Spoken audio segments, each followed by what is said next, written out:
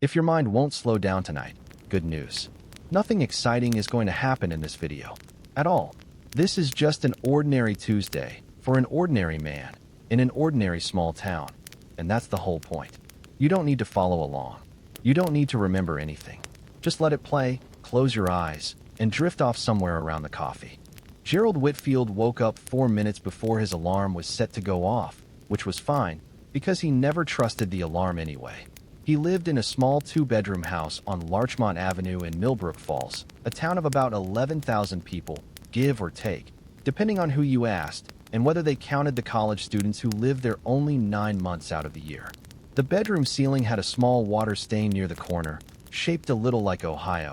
or maybe Indiana. He could never decide. He had been meaning to have someone look at the roof for about 2 years now. It hadn't gotten any worse in that time, so there wasn't much urgency to it. He looked at the stain for a while, the way he did most mornings, tracing its outline with his eyes, and then he looked at the clock. 6:56 in the morning. The alarm was set for 7. He decided to just get up. The carpet in his bedroom was a flat beige color, the kind that came standard in a lot of homes built in the early 1990s, and it had been vacuumed on Sunday, so it still had faint lines running across it in one direction, the direction he had pushed the vacuum cleaner. He noticed this as he sat on the edge of the bed for a moment, not because it mattered, but because it was there to notice. He stood up, and his knees made the same small sound they always made, not painful, just present, like a small announcement that he was 54 years old and had been for a while now. He walked to the window and opened the blinds partway. The street outside was quiet. A gray sedan was parked across the road in front of the Hendersons' house, and their sprinkler system had come on at some point overnight, because the sidewalk in front of their lawn had a long wet patch on it that was slowly drying at the edges. The sky was overcast and even pale gray from one end to the other, the kind of sky that doesn't really tell you anything about what the day is going to do. It wasn't threatening rain, particularly, and it wasn't clearing up either. It was just gray, in the unremarkable way that a lot of Tuesday mornings in the fall are gray in this part of the country. Gerald put on his slippers, which were brown, corduroy, and slightly too big for him, a gift from his sister 2 Christmases ago that he had never gotten around to exchanging for a smaller size because it hadn't seemed important enough to bother with. He shuffled out of the bedroom and down the hallway toward the kitchen, past the hall closet where the winter coats were kept, past the small table with the mail basket on it, which currently held 2 unopened envelopes and a folded coupon flyer from the grocery store that he had already looked through once. The hallway had the same beige carpet as the bedroom, transitioning to linoleum tile at the kitchen entrance, a change marked by a thin strip of aluminum trim that had come slightly loose on one end. He stepped over that spot out of habit, the way you do with a stair you know creaks, even though the loose trim didn't creak and didn't really need to be stepped over at all. It was just a habit he'd built up over the 3 years he'd lived in this particular house. The kitchen was small but functional. White cabinets, a countertop the color of oatmeal, a stove that was slightly older than the rest of the appliances because he had only replaced the refrigerator and the dishwasher when he moved in, not the stove, since the stove still worked fine and there was no reason to spend money on something that worked fine. He filled the kettle at the sink, watching the water rise inside it through the small line of measurement marks on the side, stopping it at the line marked for 2 cups even though he was the only one home and really only needed 1. He always made 2 cups. He set the kettle on the stove and turned the dial to medium,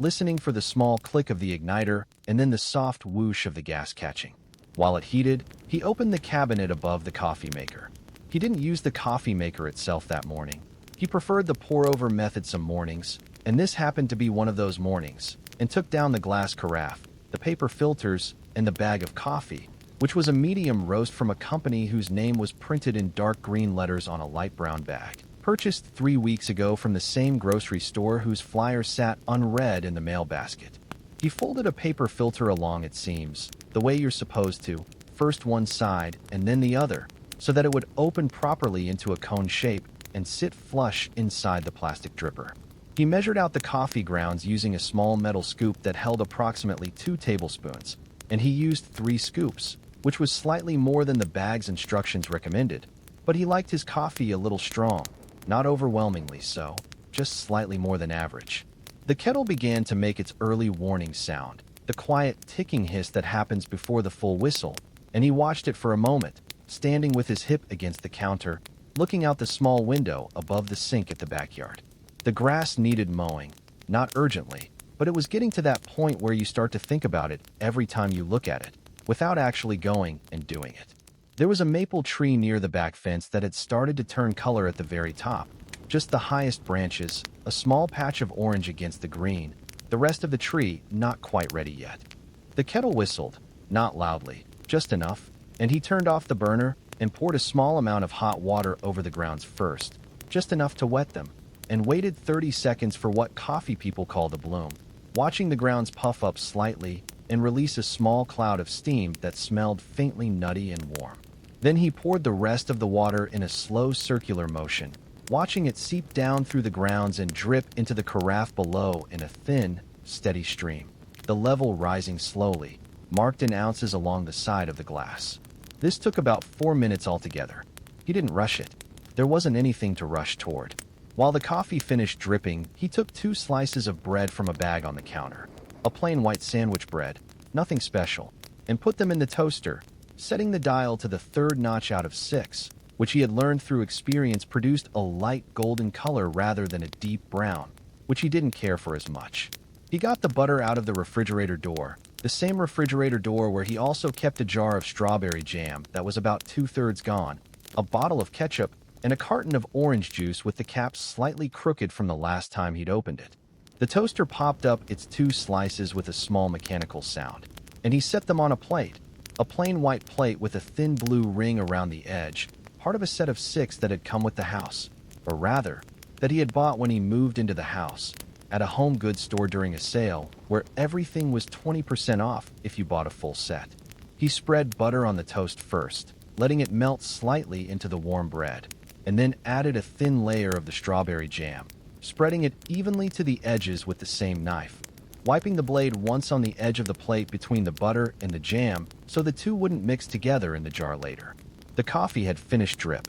He ate slowly, taking small bites, looking out at the yard between bites, at the maple tree, at the gray sky, at a robin that landed briefly on the fence post, and then flew off again for no particular reason. He drank his coffee in small sips, letting it cool slightly before each one, because he didn't like it too hot, just warm enough to taste properly. There was a newspaper on the table, delivered that morning and already brought in from the front step, still folded the way the delivery person had folded it, held together with a thin rubber band that Gerald removed and set aside on the table, where he would later put it in the small drawer by the phone where he kept a small collection of similar rubber bands, in case he ever needed one, which he sometimes did, for bundling cords or holding together stacks of mail. The front page had a story about a proposed change to the town's parking regulations downtown, which had been discussed at a town council meeting the previous week. Gerald read through it slowly. The proposal would extend the free parking limit from 90 minutes to 2 hours in the 3 municipal lots near Main Street, a change that several downtown business owners had requested, citing concerns that shoppers were leaving before finishing their errands because they were worried about getting a ticket. The town council had not yet voted on the measure and would take it up again at the next meeting, scheduled for 3 weeks from now, on a Thursday evening at 7 o'clock in the community room of the town hall. Below that was a smaller article about the high school's marching band, which had placed 4th out of 6 bands at a regional competition over the weekend, an improvement from their placement the previous year, where they had come in 5th. The band director was quoted saying the students had worked hard and that 4th place represented real progress, and that he was proud of them regardless of the numerical outcome. Gerald turned the page and read a piece about county road repairs planned for the coming spring, a list of 6 roads that would be resurfaced pending budget approval, along with an estimated timeline that suggested work would begin sometime in April and continue through June, weather permitting, with each road closed for approximately 3 to 5 days during its portion of the work and detour routes to be announced closer to the time. He finished his toast and his coffee at roughly the same time, which pleased him in a small, unremarkable way, the kind of minor coincidence that doesn't mean anything but is satisfying anyway. He folded the newspaper back along its original crease and set it on the counter, where he would finish reading the rest of it later, probably that evening, since he liked to spread the reading out across the day rather than doing it all at once. He rinsed his mug and plate in the sink, not washing them fully, just rinsing off the crumbs and the coffee residue, and set them in the drying rack on the left side of the sink, where there was already a single glass from the night before, the glass he had used for water before going to bed, now mostly dry with just a faint ring of moisture at the bottom. He went back down the hallway to the bedroom to get dressed. His closet was organized in a way that made sense to him, if not to anyone else. Shirts on the left, arranged roughly by color from light to dark, then pants, then a small section for jackets, and on the shelf above, a row of sweaters folded and stacked according to how often he wore them, the ones he wore most in front. He chose a light blue button-down shirt and a pair of khaki pants, the same combination he wore on most days when he didn't have anywhere particular to be, since it was comfortable and didn't require much thought. He wasn't retired exactly. He did some part-time bookkeeping work for a hardware supply company 3 days a week, from home, mostly on the computer, but today was one of his days off from that, a Tuesday that belonged entirely to him, with nothing scheduled except the small errands that make up an ordinary day. He turned on the small radio on his dresser, an old clock radio with a green digital display, tuned to the local AM station that played a mix of news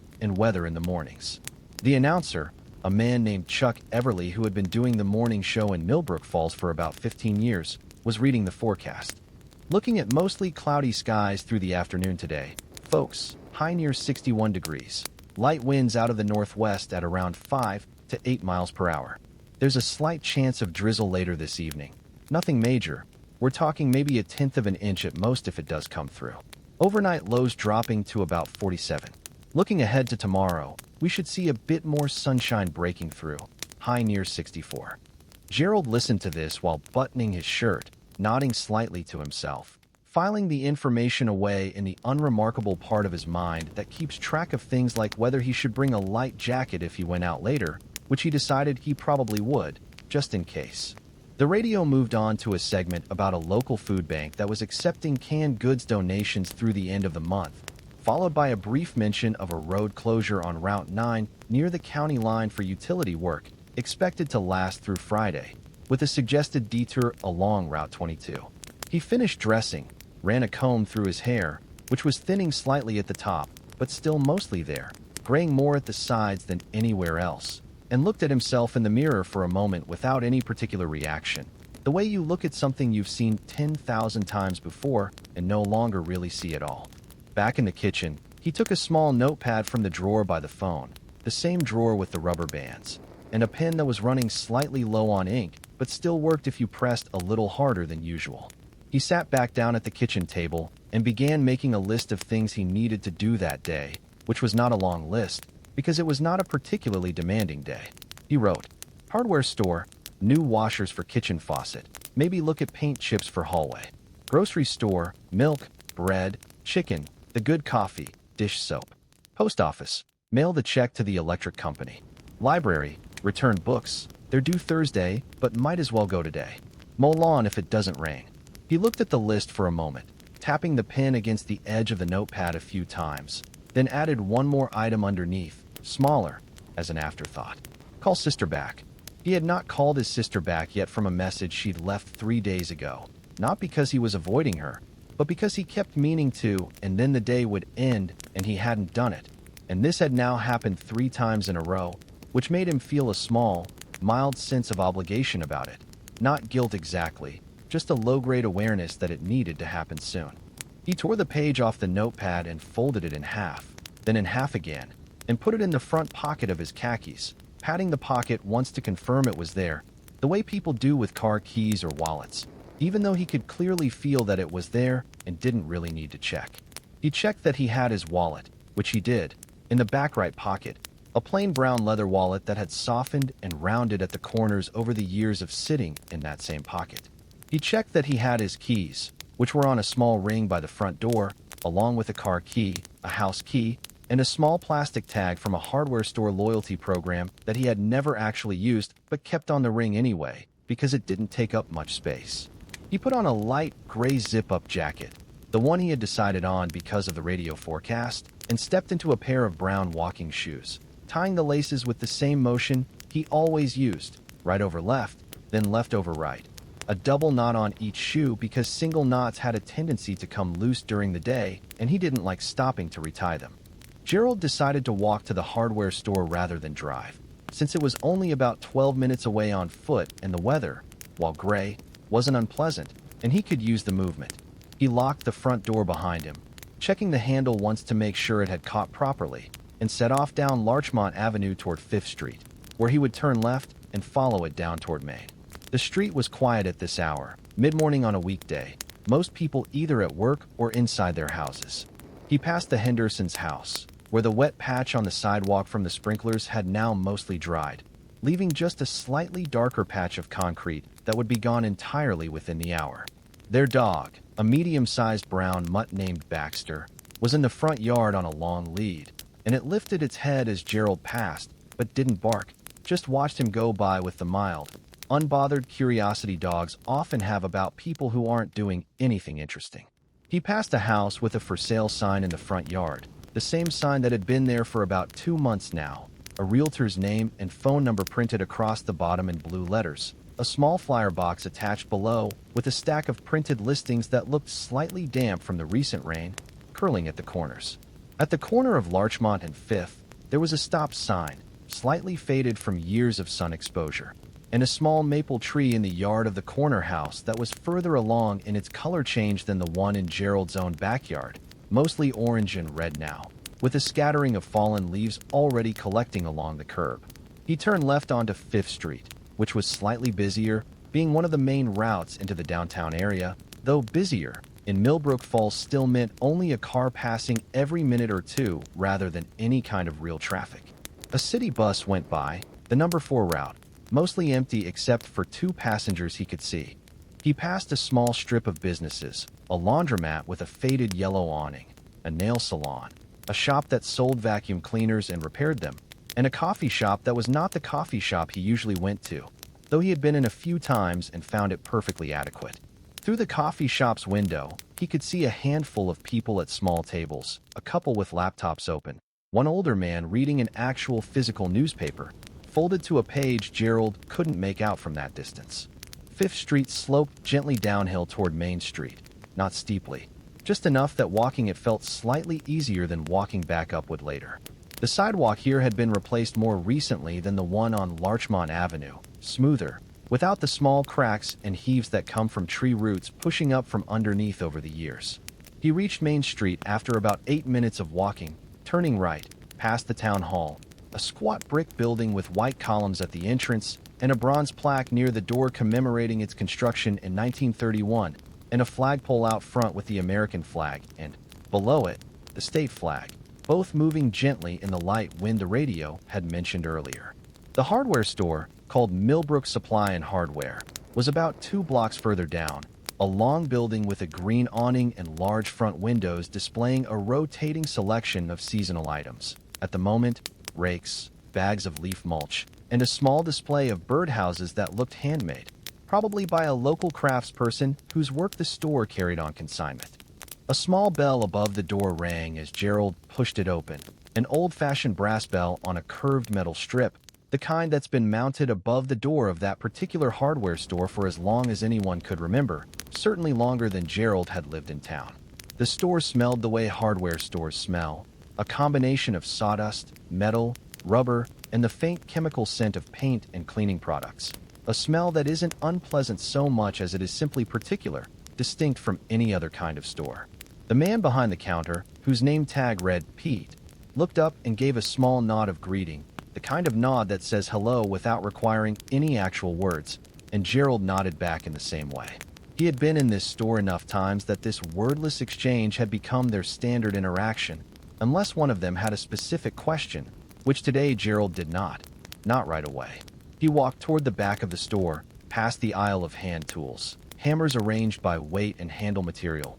screwdrivers in a long pegboard display organized by head type and size, wrenches in a graduated series from small to large, each one sitting in its own molded slot, and toward the plumbing aisle, where he was looking for washers for the kitchen faucet, which had developed a slow drip over the past week or so, not urgent, but the kind of thing that becomes more annoying the longer you let it go. The plumbing aisle had a wall of small plastic drawers, each labeled with a printed sticker describing its contents. Half-inch compression fittings, quarter-inch shutoff valves, various sizes of rubber and neoprene washers sorted by diameter. Gerald had brought the old washer with him in a small plastic sandwich bag, tucked in the same jacket pocket as his shopping list, and he took it out now, comparing it against the washers in several of the drawers until he found a match, a small black rubber ring about 3/4 of an inch across. He took 4 of them, more than he needed for the one repair, but they were inexpensive and it seemed practical to have spares for next time,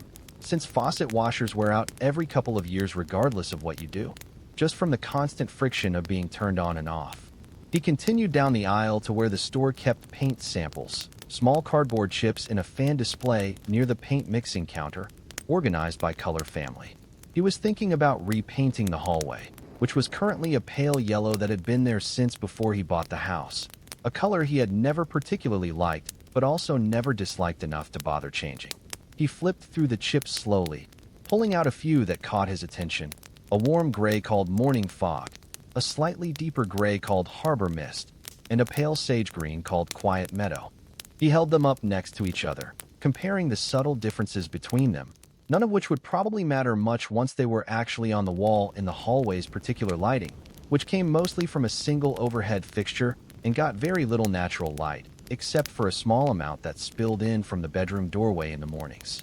He decided to take all 3 chips home to look at them under different lighting before making a decision, since that was the sensible way to choose a paint color, according to an article he'd read once, though he couldn't now remember where. At the front counter, Pete rang up the 4 washers and made a small comment about the weather, something along the lines of "supposed to drizzle later," and Gerald agreed that yes. That's what he'd heard on the radio too, and the two of them nodded at each other again, and Gerald paid in cash, $3 and change, and put the washers in his jacket pocket along with the paint chips.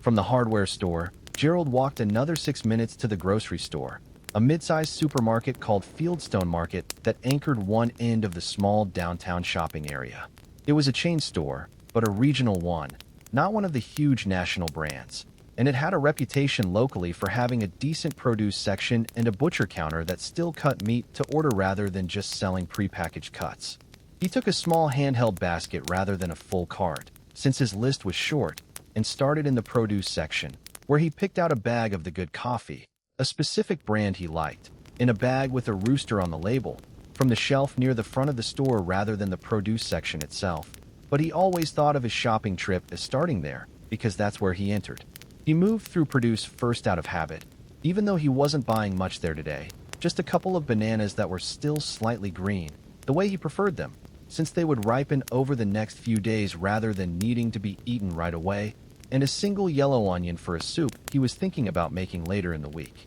In the dairy aisle, he picked up a half-gallon of 2% milk, checking the expiration date out of habit and selecting one from slightly further back in the row, where the dates tended to be a few days later than the ones at the front, a small trick he'd picked up somewhere along the way and had used ever since without really thinking about why anymore. The bread aisle had the usual assortment: white, wheat, multigrain, a shelf of bagels, a small section of specialty breads that rotated seasonally. He picked up the same plain white sandwich bread he'd used that morning, a loaf that was soft and unremarkable in the way that kind of bread is supposed to be. At the meat counter, a woman he didn't recognize, new, perhaps, or someone he'd simply never had reason to speak with before, helped him select 2 boneless chicken breasts, wrapping them in white paper and taping the seam closed before handing them across the counter. He thanked her, and she said to have a good one, and he said the same back. He picked up a bottle of dish soap from the cleaning aisle, the same brand he always bought, a pale green liquid in a clear bottle with a pump top, because he liked not having to squeeze a bottle to get the soap out. At checkout, there were 2 lanes open, and he chose the one with a single person ahead of him, an older woman buying what looked like supplies for baking: flour, sugar, a carton of eggs, a stick of butter,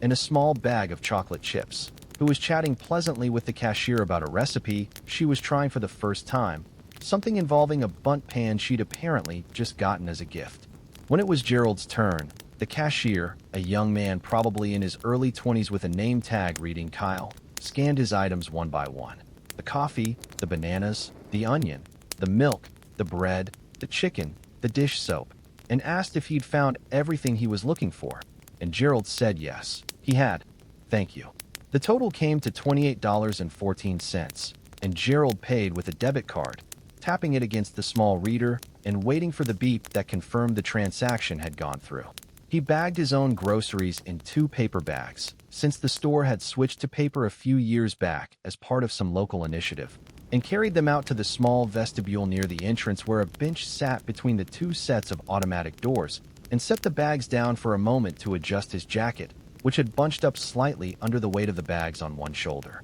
His next stop was the post office, a small brick building 2 blocks from the grocery store, where he needed to mail a check to the electric company. An envelope he had prepared the night before and now took from the inside pocket of his jacket, already stamped and addressed in his own handwriting, which was neat but slightly slanted. A habit from being taught cursive with his left hand pressed against the side of the paper in a way that had shaped how he wrote for the rest of his life. There was a line at the counter, 3 people ahead of him, each taking a few minutes to complete whatever business they had. One was mailing a package that needed to be weighed and required some discussion about which shipping speed to choose. Another was buying a small book of stamps. The third was asking about a package that hadn't arrived yet and was checking on its tracking status with the postal worker's help. While he waited, Gerald read the community bulletin board near the door, a corkboard covered in layers of flyers, some current, some clearly outdated but never taken down.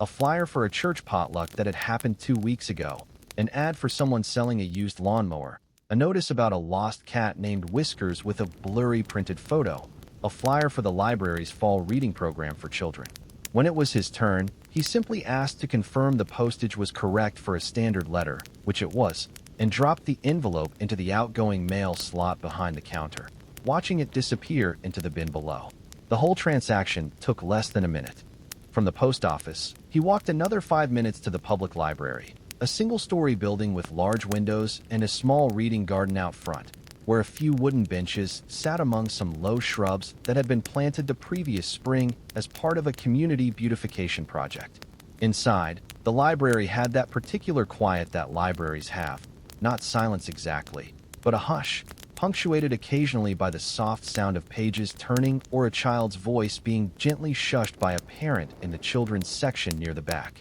Gerald returned his 3 books, a novel he'd finished the week before, a book about the history of the county's railroads that he'd found only moderately interesting and had skimmed rather than read in full, and a paperback mystery that he had genuinely enjoyed and might look for a sequel to at some point. He wandered the shelves for a while afterward, not looking for anything in particular, just running his eyes along the spines, occasionally pulling one out to read the back cover before sliding it back into place. He eventually picked out a book about the history of coffee, which seemed fitting given his morning, and a novel that the librarian, a woman named Marjorie who had worked there for as long as Gerald had been coming, recommended when she noticed him browsing without a clear direction. He checked the 2 books out at the self-service kiosk near the entrance, scanning his library card and then each book's barcode. Watching the small screen confirm the due date, 3 weeks from today, plenty of time.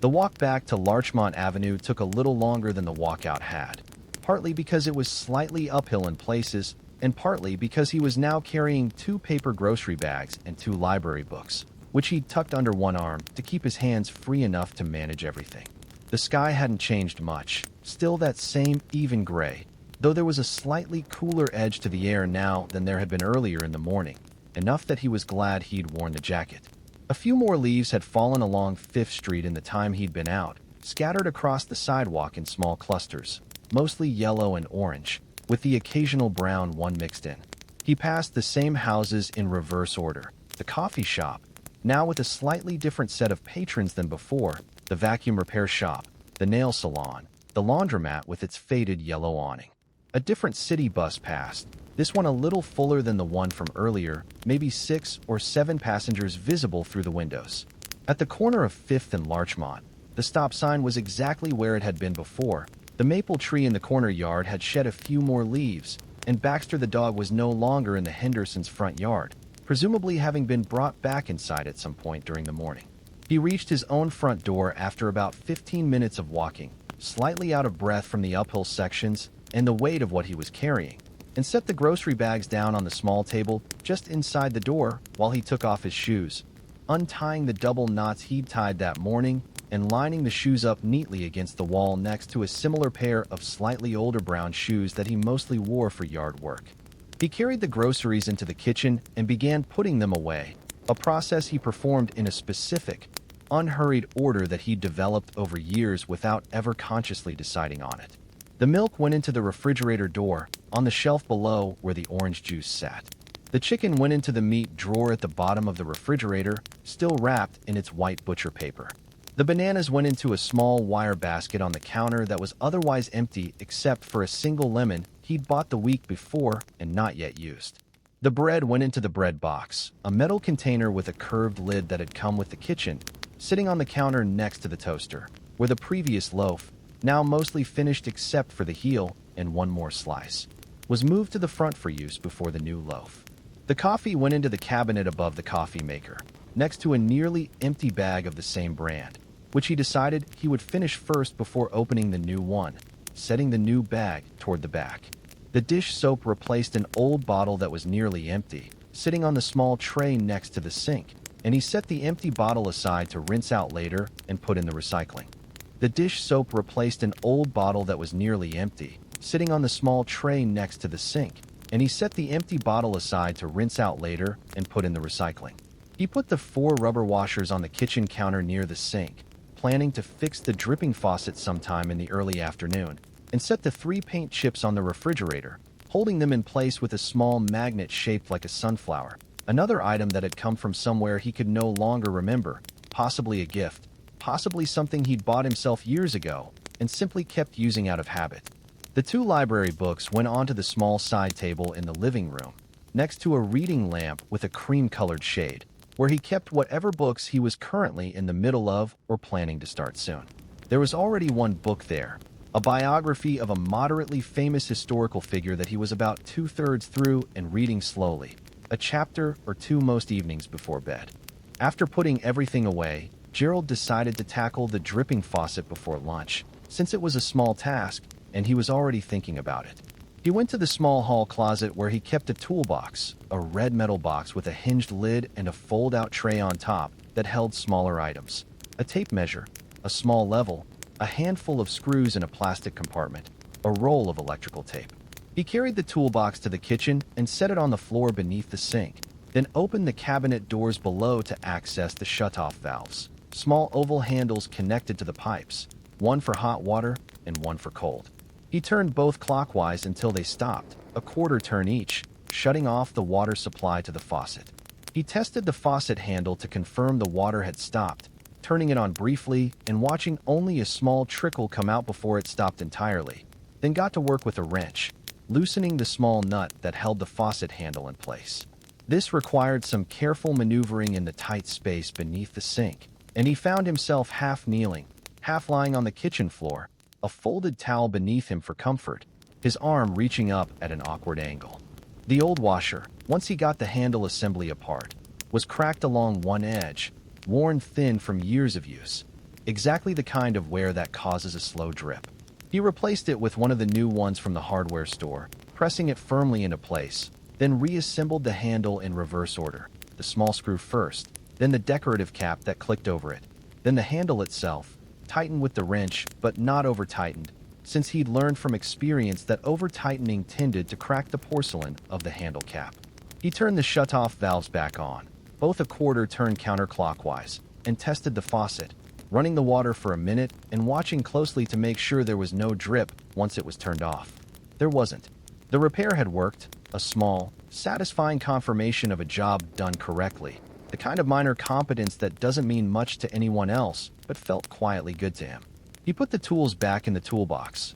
wiped his hands on a dish towel, and returned the toolbox to the hall closet, setting it back in its usual spot next to a small stepladder and a box of spare light bulbs. By now it was early afternoon, and Gerald made himself a simple lunch. A sandwich with the new bread, some sliced turkey from the refrigerator that he hadn't mentioned on his earlier list because he'd remembered he already had some, a slice of cheese, a leaf of lettuce, and a thin spread of mustard on one side, mayonnaise on the other. He cut the sandwich diagonally, the way he always did, into 2 triangular halves, and put it on a plate along with a small handful of pretzels from a bag in the pantry, and a glass of water with 2 ice cubes, which he'd learned over time was his preferred amount, enough to keep the water cool for a while without diluting it too quickly as they melted. He ate at the kitchen table again, in the same chair as breakfast, looking out at the same yard, which hadn't changed much in the hours since he'd last looked at it, except that the light seemed slightly different now.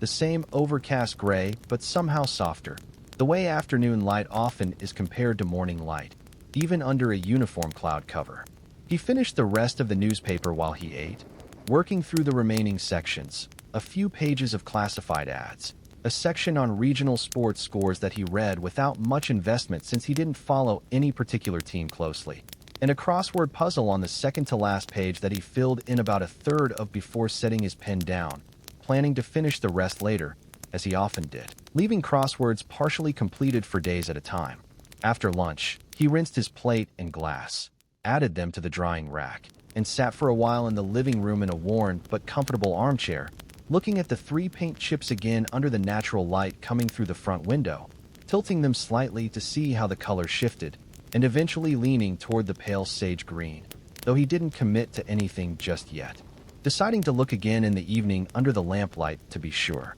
The forecast had mentioned a chance of drizzle later in the evening, so Gerald decided to mow the lawn while the weather was still holding, rather than putting it off further. He went out to the small detached shed at the back of the property, a wooden structure just large enough to hold the lawnmower, a few garden tools, some folded lawn chairs used only a handful of times each summer, and a stack of empty flower pots left over from planting done years ago. The lawnmower was a push mower, not motorized, one he'd chosen deliberately when he bought it because he liked the quiet, steady rhythm of it, and because the yard was small enough that it didn't take much effort. He wheeled it out onto the grass and began at the far corner of the yard, near the fence, working in straight, even rows back and forth across the lawn. The grass wasn't especially long, just long enough to need it, and the mower moved through it smoothly, the blades making a soft, repetitive whirring sound with each rotation, punctuated by the occasional slightly louder catch when it passed over a thicker patch or a stray twig that had fallen from the maple tree.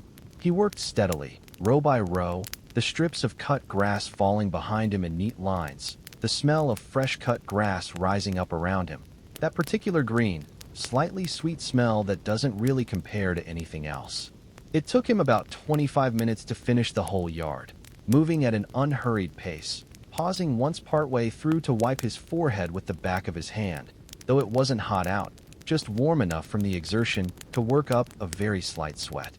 When he finished, he wheeled the mower back to the shed, emptied the small grass catcher into a compost bin near the back fence, and walked the perimeter of the yard once, checking for any spots he might have missed, finding none, or at least none that seemed worth going back for. He coiled the garden hose that had been left slightly unspooled near the side of the house from the last time he'd used it, hanging it back on its wall-mounted holder in neat loops, and picked up a few stray leaves that had blown into the corner by the back steps, dropping them into the compost bin along with the grass clippings.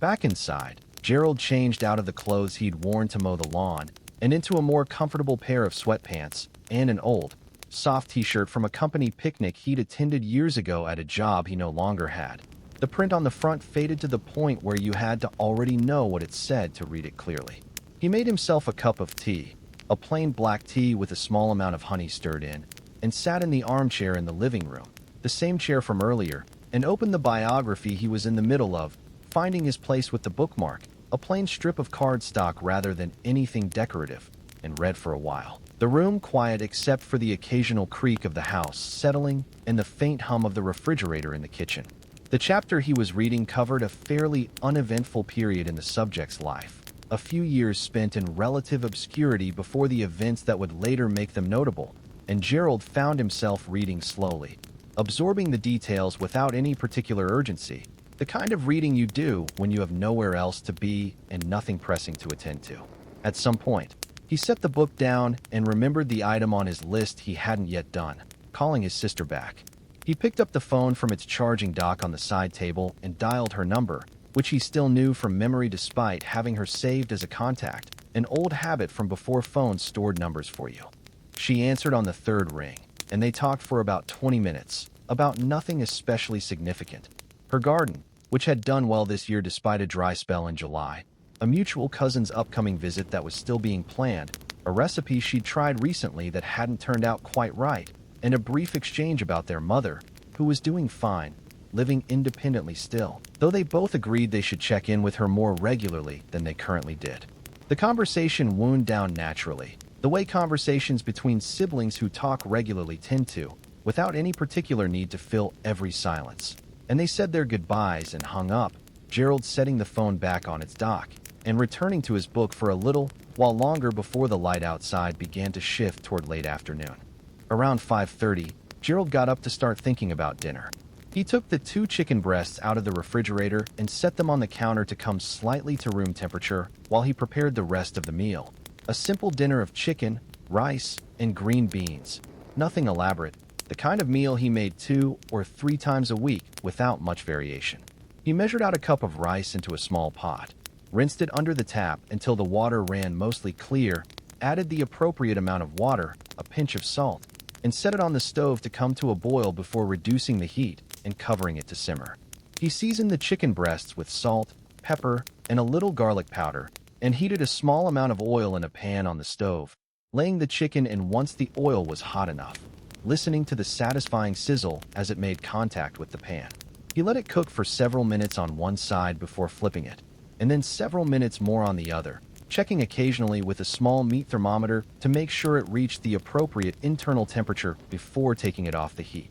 The green beans, fresh ones he'd had in the refrigerator from a previous grocery trip, went into a separate pot with a small amount of water to steam, just until they turned a bright, vivid green and were tender but still had a slight bite to them, which took only a few minutes. He plated the meal, chicken, rice, and green beans, arranged without any particular artistry, just practically, one section of the plate for each, and sat down again at the kitchen table, this time with the small television on the counter turned to a local news broadcast, the volume low, more background than anything he was actively watching. The news covered the same parking proposal from that morning's newspaper, the marching band's competition results, a brief weather update confirming the earlier forecast of possible light drizzle overnight, and a short segment about a local elementary school's fundraiser for new playground equipment, which had exceeded its goal by a modest amount.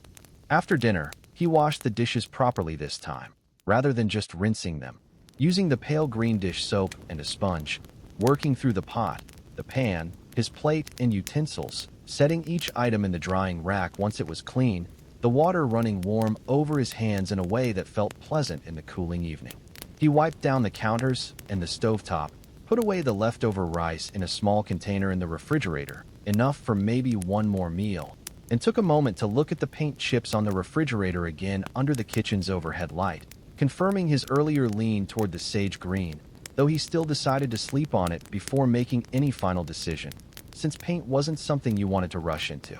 Outside, the light was fading now, the overcast sky making the transition to evening feel a little quicker than it might on a clear day, the gray deepening gradually into a dimmer, bluer gray before eventually giving way to darkness. He glanced out the kitchen window once more and thought he could see the faintest hint of drizzle beginning, small enough that it was hard to be sure, just a subtle darkening of the patio stones outside. He turned off the kitchen light and moved through the house, checking that the front door was locked, that the back door was locked, drawing the curtains in the living room, though he left the blinds in the bedroom slightly open as he always did, a habit from childhood that had never really left him, a preference for not sleeping in a completely sealed-off room. He spent another half hour or so in the armchair, finishing the chapter of his biography, the lamp beside him casting a warm, soft light across the page, the rest of the room dim around him. The sound of the very light rain, now confirmed by a soft patter against the window, provided a quiet, steady backdrop, not heavy enough to be loud, just present enough to notice if you were listening for it. Around 9:30, Gerald decided it was time to start winding down for the night. He set his bookmark in place and closed the biography, setting it back on the side table for tomorrow evening. He turned off the lamp and walked through the quiet house, the only light now coming from a small night light plugged into an outlet in the hallway, a soft amber glow that had been there for years, more out of habit than necessity, since he knew the layout of his own house well enough to navigate it in complete darkness if he needed to. In the bathroom, he went through his usual routine, brushing his teeth for the recommended 2 minutes, though he never actually timed it, just did it by feel, a habit built up over decades that reliably landed close enough to 2 minutes without needing a clock. He washed his face with a bar of plain, unscented soap, patted it dry with a hand towel that hung on a small hook beside the mirror, and checked his reflection briefly, the same unremarkable glance he gave himself most nights, noting nothing in particular. He changed into a pair of soft flannel pajama pants and a plain gray t-shirt, folding the clothes he'd worn that day, the sweatpants and the faded t-shirt from the company picnic, and setting them on the chair in the corner of the bedroom, the designated spot for clothes that weren't quite dirty enough for the laundry hamper, but weren't clean enough to go back in the drawer either. He checked the thermostat in the hallway on his way back to the bedroom, adjusting it down slightly for the night, a habit that saved a little on the heating bill and that he also simply preferred, liking a slightly cooler room for sleeping than for the rest of the day. Back in the bedroom, he plugged his phone into its charger on the nightstand, checking it briefly for any messages, finding none of particular importance, just a promotional email from a store he'd shopped at once and a notification about an app update he didn't feel like dealing with right then. He set his alarm for 7 the next morning, the same time as always, even though he tended to wake up slightly before it most days anyway, a small redundancy that felt reassuring rather than unnecessary. He glanced at the water stain on the ceiling one more time, the one shaped like Ohio, or possibly Indiana, thinking again, briefly, that he really should get someone to look at the roof sometime, a thought that passed through his mind and out again without leading to any action, the same way it had many times before. The light rain outside had settled into a steady, gentle patter against the window, the kind of sound that doesn't demand attention so much as simply exist in the background, present but unobtrusive. Gerald pulled back the covers on his side of the bed, the left side, the side he'd always slept on, and got in, adjusting the pillow beneath his head until it felt right, plumping it slightly on one side. He lay there for a few minutes, not thinking about anything in particular, running back over the small, unremarkable details of the day. The walk to the hardware store, the washers for the faucet, the paint chips still waiting for a final decision, the conversation with his sister, the chicken and rice and green beans, the crossword still not quite finished on the kitchen table. Tomorrow, he thought vaguely, he would probably finish the crossword, maybe decide on the paint color. Maybe not. There was no particular urgency to any of it. The list would still be there, mostly the same, with a few items checked off and a few new ones added, the way lists tend to be, day after day, in a life that didn't ask for much more than this. A walk, a few small errands, a repair or two, a meal, a phone call, a book by lamplight. The rain continued, soft and steady, against the window. The house settled into its familiar nighttime quiet, the refrigerator humming faintly down the hall, the occasional creak of a floorboard cooling after the warmth of the day. The clock on the nightstand read 9:58, its red numbers glowing dimly in the dark room. Gerald's breathing slowed, gradually, the way it did every night, the small details of the day fading one by one. The maple tree, the parking proposal, the marching band, the faucet, the sage green paint chip, the sound of the mower moving across the lawn, fading into a soft, gray, formless quiet, not unlike the sky that had hung over Millbrook Falls the entire day, even and unremarkable and gently still. And somewhere in that quiet, without any particular moment marking the transition, he was asleep.